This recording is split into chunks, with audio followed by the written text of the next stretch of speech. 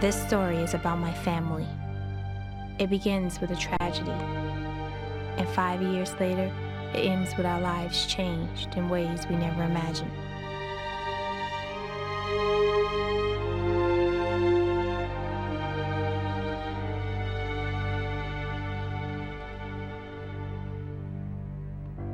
My name is Nicole, and this is me 5 years ago, when this story begins. Back then, I was living with my family in a housing project called Henry Horner. This is my grandma, Dorothy, with my mom, Elisa, and her sister, my aunt, Wanda. Grandma moved to Horner 25 years ago, when my mom was 10 and Wanda was 8. Grandma watched out for all of us grandchildren as the neighborhood became more dangerous. But as kids, we never believed the violence could touch us.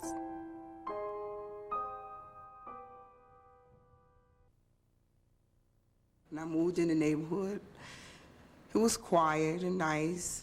You was able to sleep with your doors open, but it changed. Gangs, the drug dealers, you gotta be very careful now. I walk my grandkids to school every day. They cannot go on outside and play. There's always shooting going on,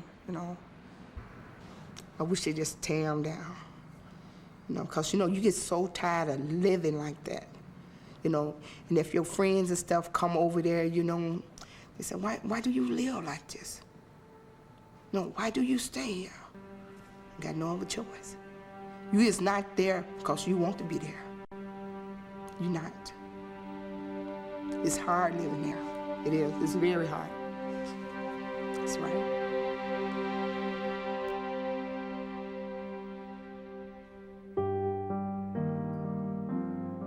Two hours after my grandma's interview, my cousin and best friend, Terrell, was shot and killed. He was only a few blocks from my home.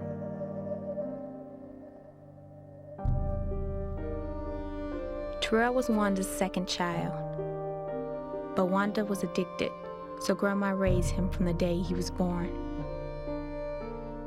My family was so proud of who he was.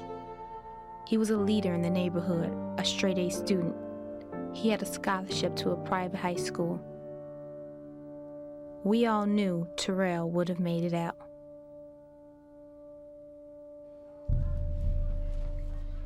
At the time, I was in shock. And so was my cousin Jack, Terrell's brother, who was with him when he was killed. Wanda, Terrell's mother, was stunned. And so was my mom.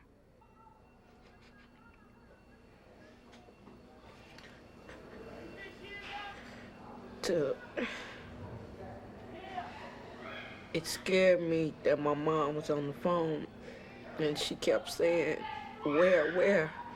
And then when we finally realized where, we rushed out the house. I was, in my heart, I was hoping that it wasn't him. But I know, deep down inside, I know that Terrell was gone. I know that, then we got to the hospital. I said, And I tried to believe that everything will be okay. And the doctor was saying that I don't think he's gonna make it, and I said, but I kept right on praying that Terrell was gonna make it. Because I know Terrell was the type of person, he won't put up a fight. He won't just go just like that. He won't fight for to stay here. I know this, because I know what type of person Terrell was. And after he came back and said, well, he's gone, I said, oh no, Terrell. And I think about it, and I said, not Terrell, And then after we came back home, it was just like a piece of my heart was gone. Terrell, and then I said, and I think, how can I fill the space in my heart.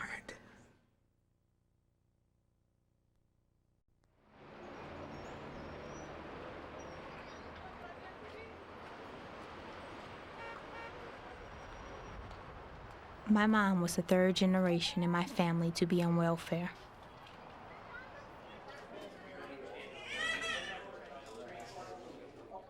She had me when she was 16, and then 4 more children after that. She dropped out of high school to take care of us and got stuck on welfare.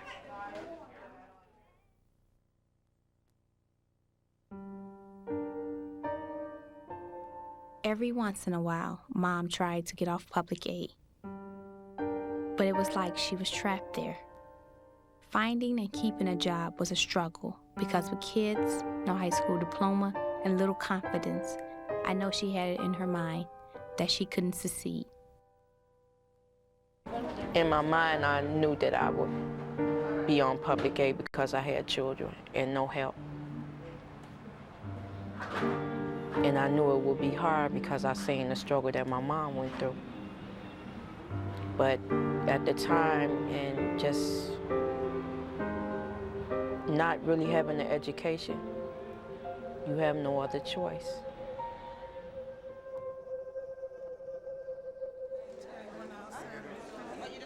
Welfare was coming to an end, and even though she was scared, she went to a job fair to look for work. Get some information on the employees here. Okay, let me explain the training program to you. First thing we do is we upgrade your typing skills. We start off every morning with an hour of typing. Okay, next we upgrade your reading and math skills. Whatever level you're at when you come in, you're at least 2 grade levels higher when you leave.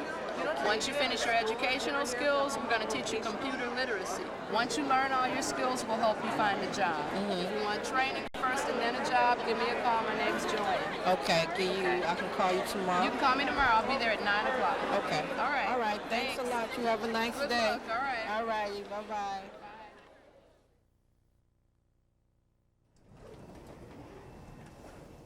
Finally, she followed up on the computer training course she had heard about at the job fair. It took her 4 months because her attitude was, I'll get there when I get there. That way she wouldn't have to deal with her fears and get her hopes up that things would change. Okay, well, just to tell you a little bit about the program, it's a free program. Okay. And what we're doing is we're training you for a clerical, customer service, or any computer-related job. Does this sound like something you'd be interested in? Yes, I would love to get into computers. That's something that I always wanted to do. Okay, great. All right, we'll get you started for the test, and then you can make... She passed the test, which gave her hope, but then she was late for her first meeting. It was the same old thing. She'll get there when she gets there. And so they dropped her from the program.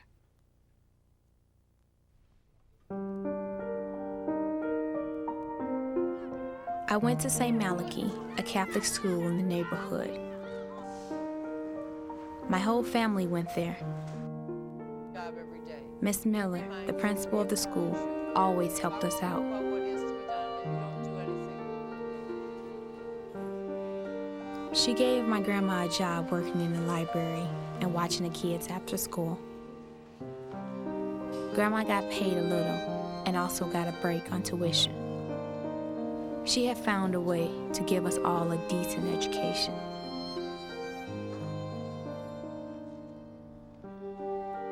One day my mom asked Miss Miller if she had any work.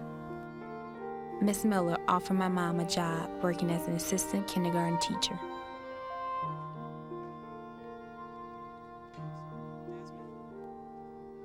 Then the teacher she was working for got pregnant and wasn't sure how long she'd be gone after having the baby. She showed my mom how to teach while she was gone.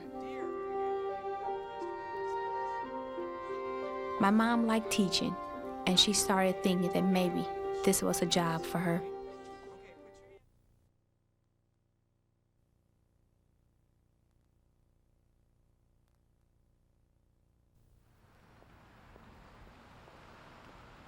It had been a year since Terrell was killed, and I was just trying to keep going.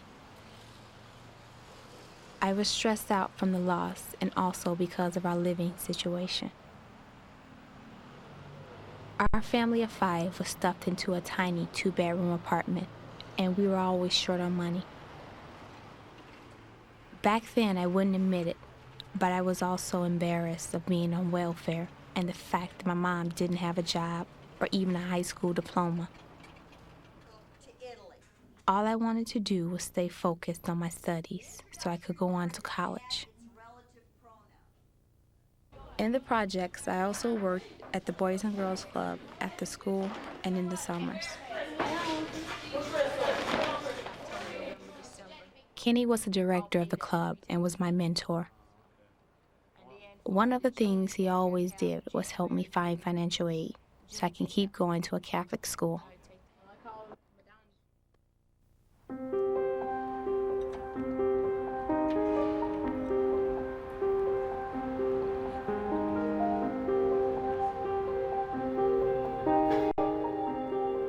Take the marker. After a full day of school, if I wasn't working at the club, then I was working at Kenny's frame shop, a business he ran on the side. Between my brothers and sisters, we have 3 different fathers, and none of them helped raise us. No, just the outside edge of the edge. My mom grew up the same way, except she wasn't lucky enough to have someone like Kenny.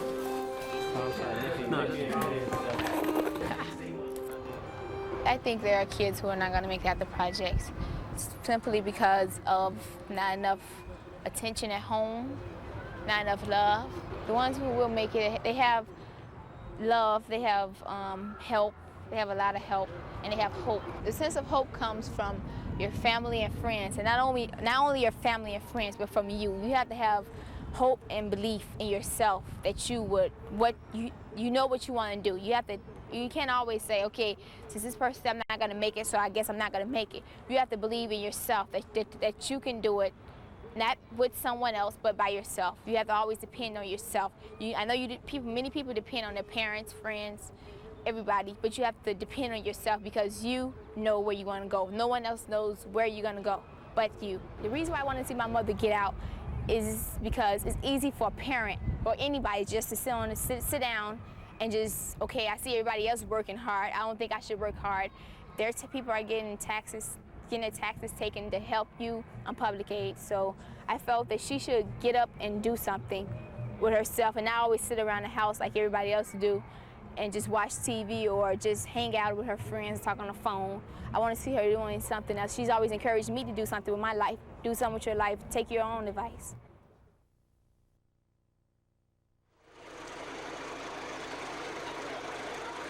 They never been to a high school graduation. This is our first time. First time for basically anybody in the family. Just Nicole is the first one.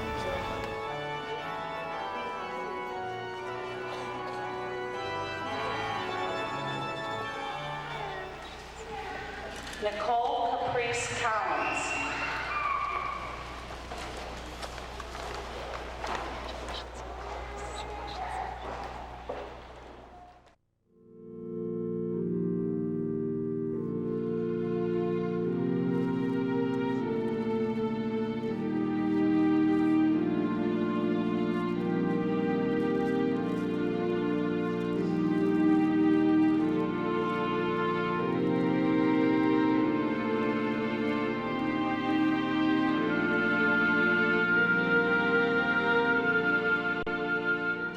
My grades in high school were okay, but my college entrance exams weren't the best because I had some trouble with math and writing. I got into Northern Illinois University in a special program for students with low test scores. Hi. Pleased to meet you. Nicole, we're very, very happy that you decided on Northern Illinois University, and we're very happy that Educational Services and Programs will be able to assist you when you come to NIU and have a successful undergraduate studies.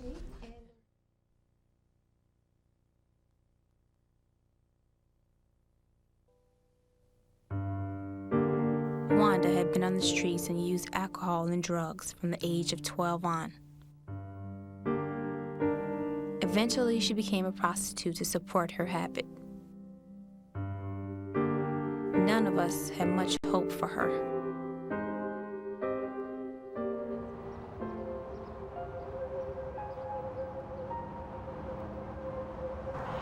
I recall Terrell always looking out the window at me, telling me to come here, and I tell him I'll be right back, and I keep going. So a lot of that is haunting me. I think about it. And I cries about that a lot because I know that I could have been a better parent to Terrell. And today I just want to be a better person and a better parent. If not for Terrell, for my other kids. So. Hello, family. My name is Wanda, and I'm a recovering addict. Good morning, Wanda. 4 months after visiting Terrell's grave, Wanda went to Haymarket, a treatment center that was close to home. Good morning, Renata. You know, I could see the hurt and pain in my mother's eyes when I was using. And it would be so, it would be so hurtful that, you know, I'll be saying, look at my mom. You know, because I know I have disappointed her again. You know, but today, I believe in this program. I'm going to work this program. This my chance here. If I blow this, then what? I'm going to be right back out there again. Why do we stand this way? So no addicts stand alone. God, grant me the serenity to accept the things that I cannot change, the courage to change the things that I can, and the wisdom to know the difference. Whose Father? Our Father, who art in heaven, hallowed be thy name. Thy kingdom come, thy will be done, on earth as it is in heaven. Keep coming back. It works if you're working. Clean, serene, and sober. Everything was now coming together for my family. I believe that this was the plan that God had for us all along. That's the only way I can explain it. I done put my life in God's hands, and I know if I continue to do the things on a daily basis, it's gonna be okay today.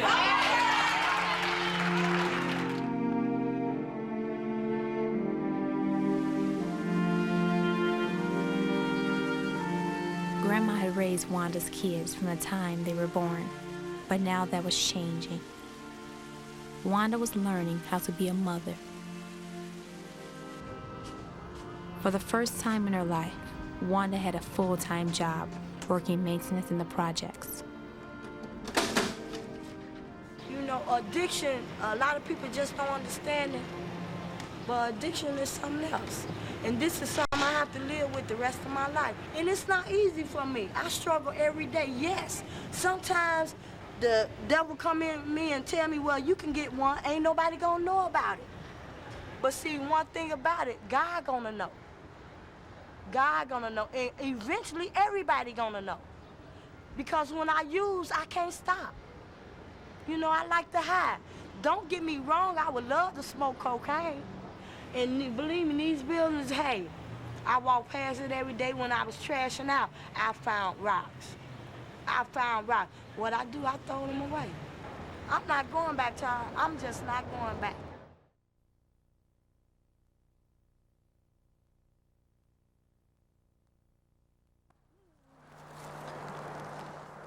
It had been 3 years since Terrell was killed. All of us were moving forward, but Jack, Terrell's oldest brother, was falling behind.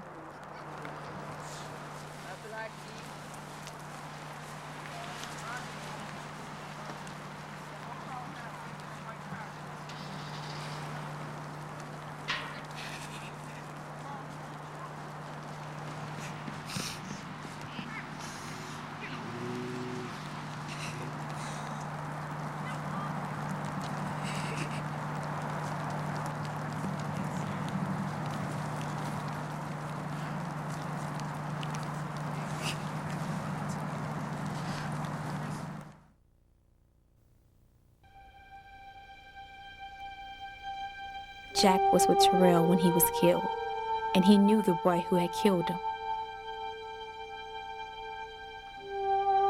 Terrell had some words with a boy at a basketball game, and they got into a fight.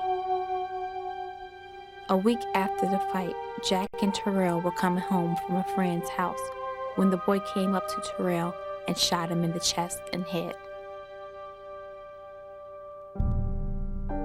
After the killing, Jack pulled away from us all and never talked about what happened.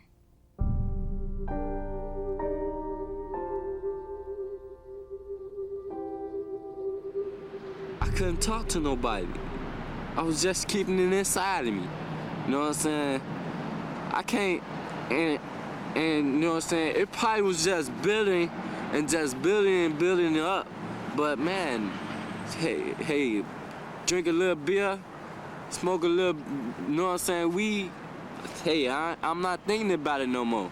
But as soon as they wear us off, hey, it's back the same way, thinking the same way. I'm still thinking about the same thing. Jack dropped out of high school and was now involved with the gangs, and he had 2 kids with a girlfriend.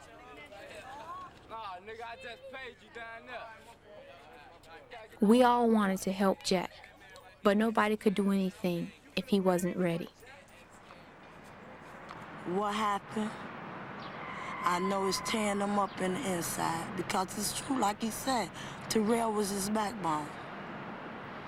Terrell was part of his backbone. And I know that,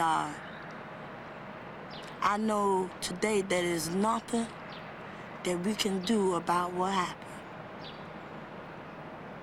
The only thing we can do is move on because long he continued to beat up on himself about the situation, he'll never get nowhere.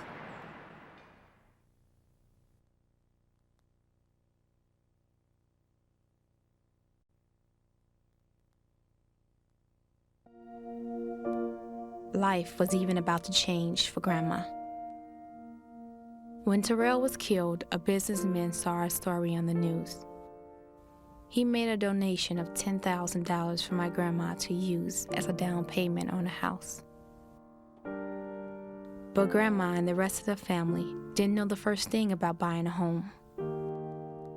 And at the time, there were very few affordable homes that were in neighborhoods any better than Horner. It took 3 years for the neighborhoods to change and for her to get the help she needed to find a home.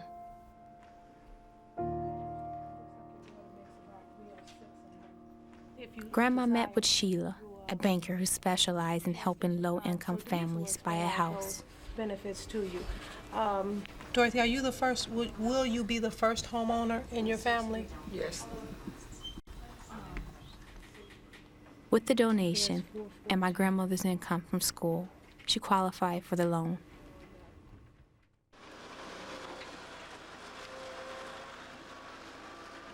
It took 3 months to build the house.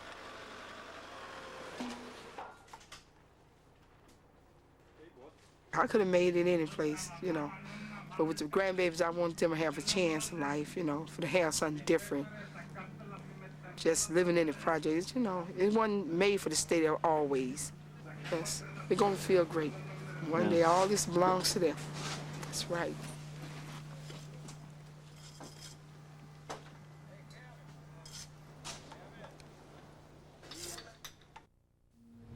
Dear Heavenly Father, come join us. Join the Jackson Collins family as we prepare to celebrate Christmas. Change is painful, change is joyful. Change is also hopeful, and it is in that hope that we move together to our new home, and we leave this house, this home. For in its humble estate, it housed us, it protected us for many, many years. Bless this family and bless those who have gone before us, who are with you now, especially Terrell, who today is reveling with you in the joyfulness of this family's Christmas.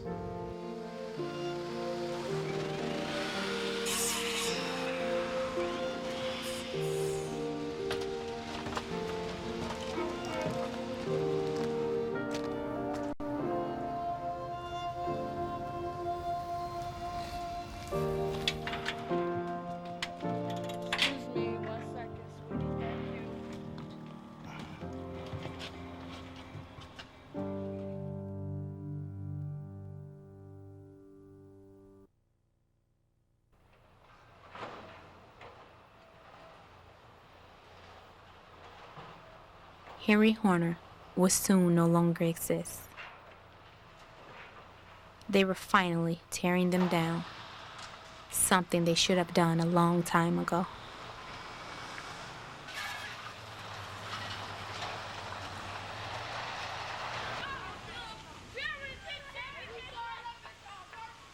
The new public housing standing on Horner land is called West Haven.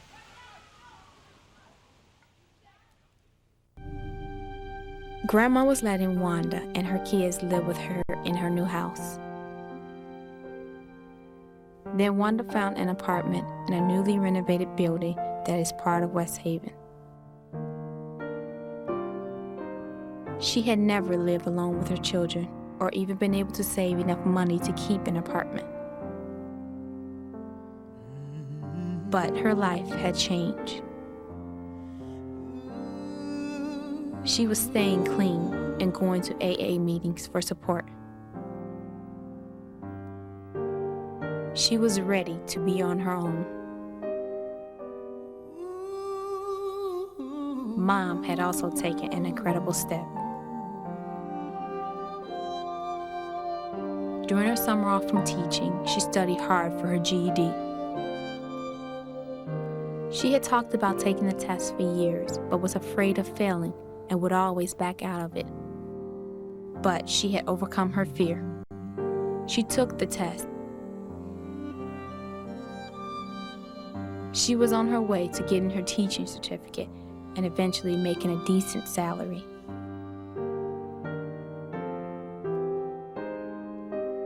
Jack got a part-time job, but he still isn't ready to make the changes he needs to make. As for me, I'm entering my senior year and will be graduating next year with a degree in early childhood development.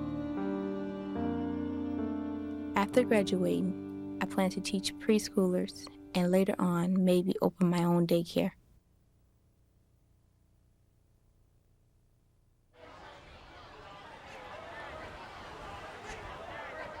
As I planned, Johnny and I got married. Johnny and I have known each other for 5 years. He's out of the Navy and will be going to college. He supports me for who I am and who I want to be.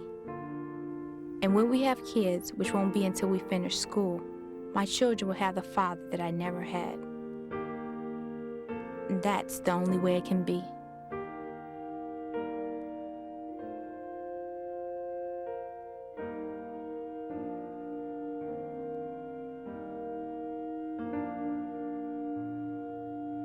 My friends, you have come together in this church so that the Lord may seal and strengthen your love in the presence of the church's minister and this community. Johnny, take this ring as a sign of my love and fidelity in the name of the Father and the Son and the Holy Spirit. Amen. Amen.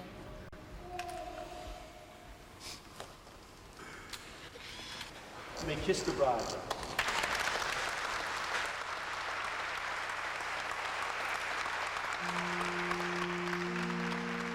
In the end, our story always comes back to Terrell. When he was killed, it was like we had fallen into our worst nightmare. But over the years, we have been waking up. And now we can see that Terrell left us with something good, something very powerful. He left us with the spirit to not just accept what we have, but to struggle for more and make something of our lives.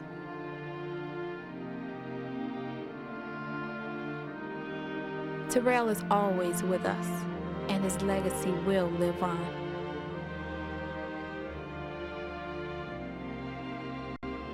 May he rest in peace.